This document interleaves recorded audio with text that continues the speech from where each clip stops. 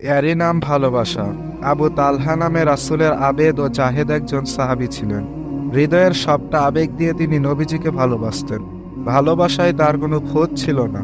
তাই তো নবীজির ভালোবাসার উত্তাপ তিনি হরদম দেহের প্রতিটি শিরায় অনুভব করতেন। প্রেমাস্পদকে এক পলক দেখার অভিপ্রায় সারাক্ষণ উন্মুখ হয়ে থাকতেন। বারবার দেখেও যেন তার তৃষ্ণা মিটত না। এজন্য সুযোগ পেলেই চলে যেতেন নবীজির প্রেমময় দরবারে। প্রিয়তমের সামনে হাঁটু গেড়ে বসে অপলক তাকিয়ে থাকতেন তার পবিত্র মুখ বায়বের দিকে। আর বিড়বিড় করে বলতেন, আমার সর্বসত্তা আপনার জন্য উৎসর্গিত হে প্রিয় রাসূল। আমার গৌরব মর্যাদা তব সম্মান রক্ষায় কুরবান হে শিরোমণি নবিকুল।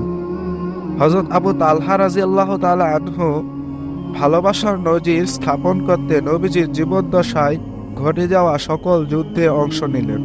প্রতিটি যুদ্ধে তিনি কুরবানি এবং বীরত্বে অসামান্য স্বাক্ষর রাখেন।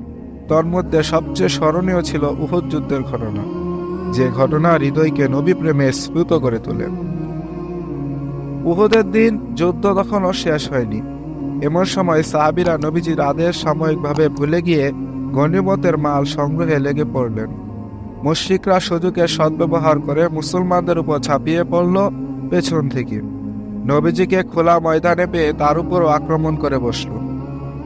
পত্তলিকদের অপ্রতিরোধ্য আক্রমণে শহীদ হয়ে গেল নবীজির একটি দাঁত। ঠোঁট প্রচণ্ডভাবে আঘাতপ্রাপ্ত হলো।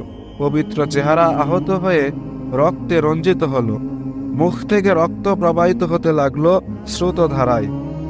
এমন ভয়াবহ মুহূর্তে যে কজন অকুত ভয় মুজাহিদ জানের পরোয়া না করে নবীজিকে রক্ষার্থে এগিয়ে গিয়েছিলেন, তাদের অন্যতম ছিলেন হযরত আবু তালহা রাদিয়াল্লাহু তাআলা আনহু। হযরত আবু তালহা নবীজির সামনে গিয়ে দাঁড়িয়ে পড়লেন সীসা ডালা প্রাচীরের মতো।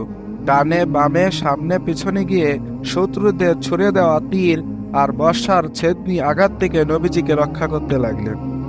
তার পেটে ছিল তীর ভর্তি তৃণীর। নবীজিকে রক্ষার মাঝে তিনি চোখের পলকে তৃণীর থেকে তীর বের করতেন।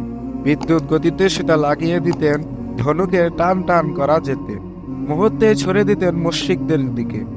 অব্যর্থ তীর সোজা গিয়ে বিদ্ধ ধেয়ে আসা কোনো পত্তলিকের বুকে। পত্তলিক শত্রু ধপাস করে লুটিয়ে পড়ত জমিনে।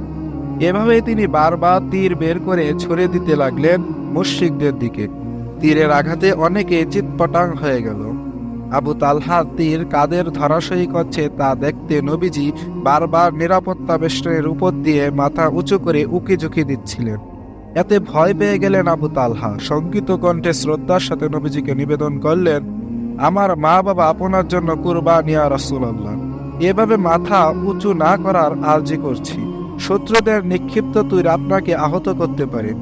আমার বুক আপনার বক্ষ রক্ষার্থে উৎসর্গিত। আমার মাথা আপনার শির রক্ষায় নিবেদিত। সর্বোপরি আমার সর্বসত্তা আপনার জন্য উৎসর্গিত। আপনার উপর কোনো আঘাত আমি সহ্য করতে পারবো না হে প্রিয় রাসূল। এমনই সময় একজন মুজাহিদ ময়দান থেকে পিঠ টান দিয়ে চলে যেতে লাগলো। তার পিঠে বাঁধা ছিল তীর ভর্তি তৃণীর।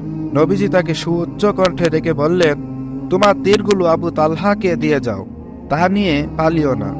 লোকটি তৃণীর ফেলে দিয়ে চলে গেল। আবু তালহা সুযোগ বুঝে সেটা কুড়িয়ে নিলেন। তীর চালনা অব্যাহত রাখার পাশাপাশি নবীজির উপর থেকে মুশরিকদের আক্রমণ ঠেকাতে ব্যস্ত হয়ে পড়লেন। প্রতিরোধ যুদ্ধ চালাতে চালাতে এক পর্যায়ে তার 3টি ধনুক ভেঙে গেল।